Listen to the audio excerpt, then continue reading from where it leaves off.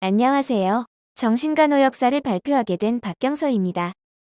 순서는 첫 번째, 서양의 정신치료의 역사, 두 번째, 서양의 정신건강간호의 역사, 세 번째, 우리나라의 정신치료 역사, 네 번째, 우리나라의 정신건강간호의 역사, 마지막으로 느낀 점과 출처입니다. 서양 정신치료 역사 첫 번째로 원시시대에 대해 알아보겠습니다. 원시시대는 정신질환이 악마나 초월적 혹은 마술적인 힘이 몸으로 들어가 자신의 영혼에서 분리되었기 때문에 발생하며 정신치료를 치료하기 위해서는 굿이나 주문, 부적, 귀신 쫓기 등 마술적이고 종교적인 의식을 행했습니다. 다음은 로마 시대입니다. 히포크라테스는 정신질환을 조증, 우울증, 광증으로 구별하고 체액의 불균형이 질환의 원인이라고 했습니다. 정신질환을 치료하기 위해서는 목욕, 식이요법, 약초, 사혈, 독서 음악을 이용했습니다. 팔토는 정신과 육체가 조화를 이룰 때 건강하며 인간의 몸과 마음은 분리될 수 없다고 했습니다. 아리스토텔레스는 인간의 감정과 영혼의 중심기관은 심장이고 지성은 뇌 및 신경계와 관계가 있다고 합니다.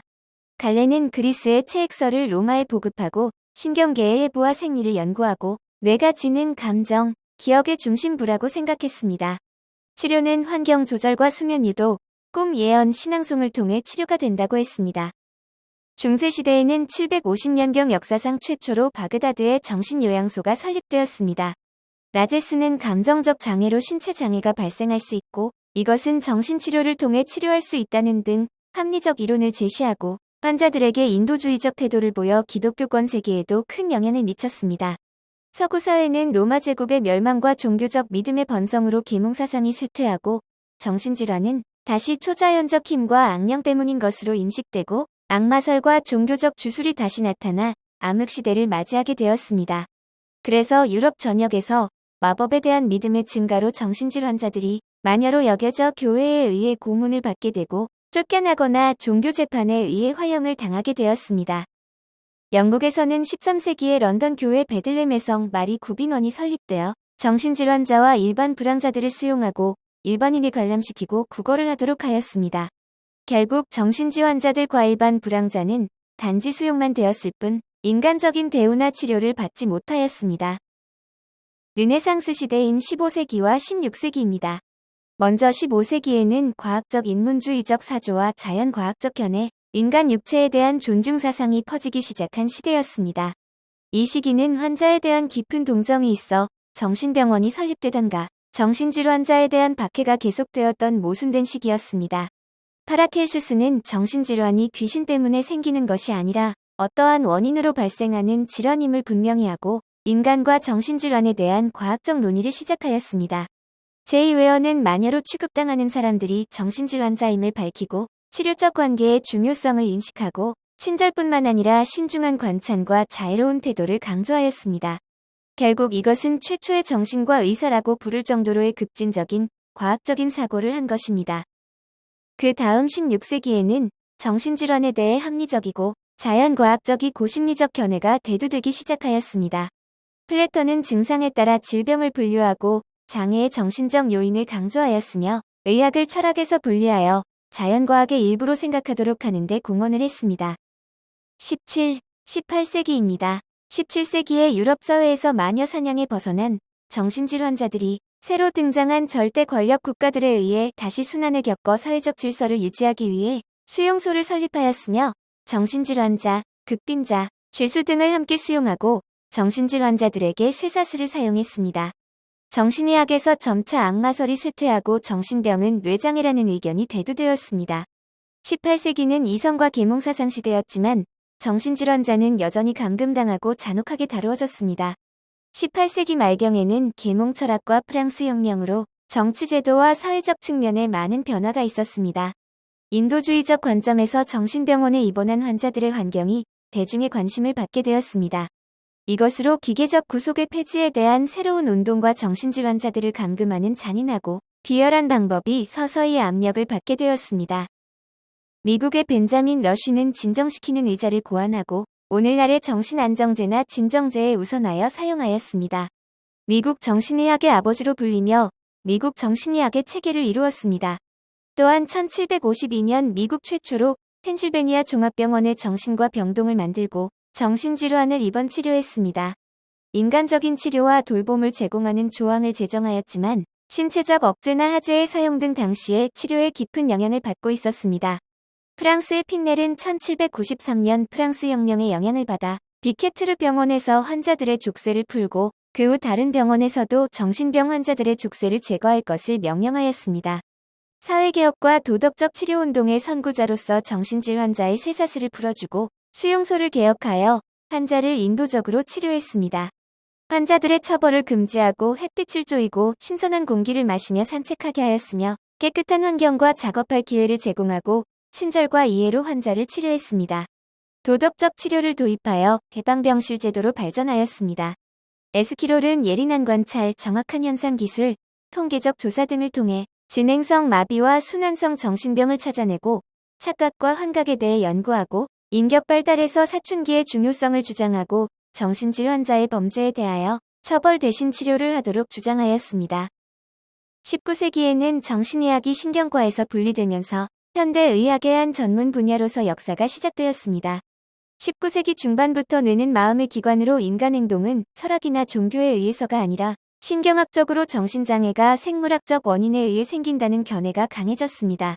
크레펠리는 정신장애를 원인, 발병 기전, 병리, 임상 증상, 경과 및 예후별로 기술하여 정신의학의 체계와 질서를 가져왔습니다.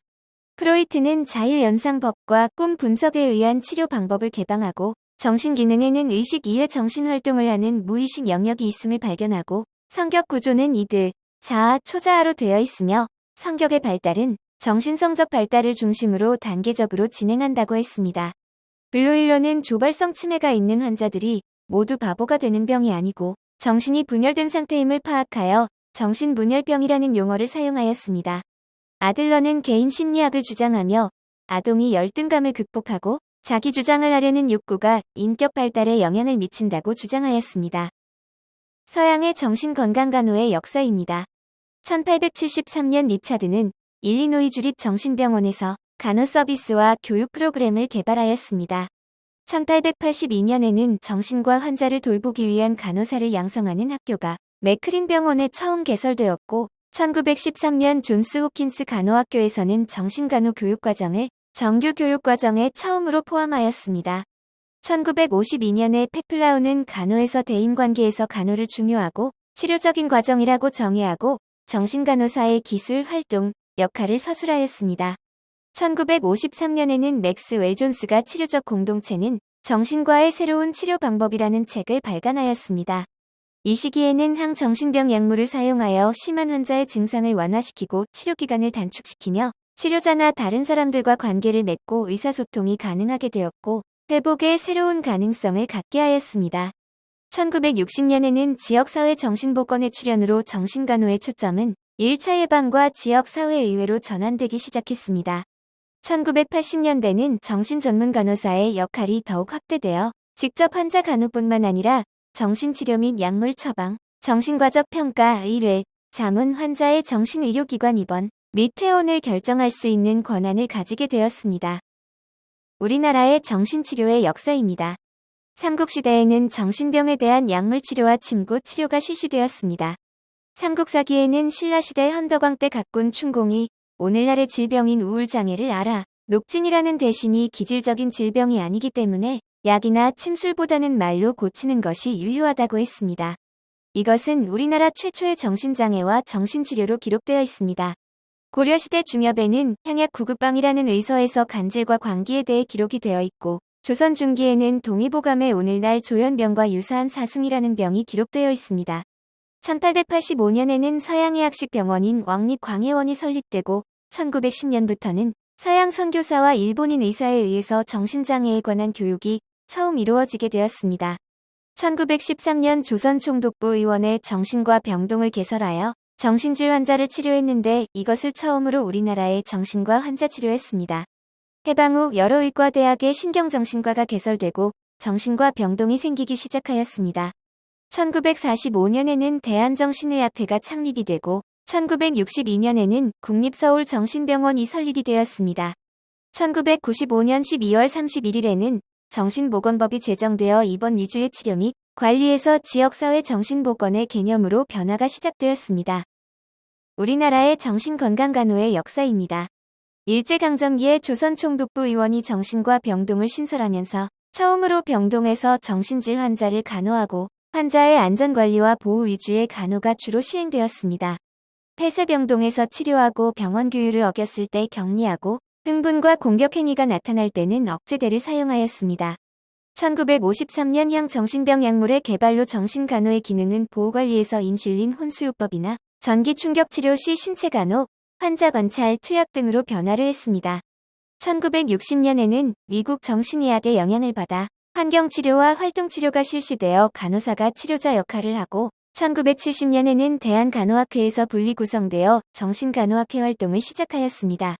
1992년에는 정신간호학회지가 발간되고 1995년에는 정신보건법이 통과된 후 1996년 정신보건간호사 자격증을 취득할 수 있게 되었습니다.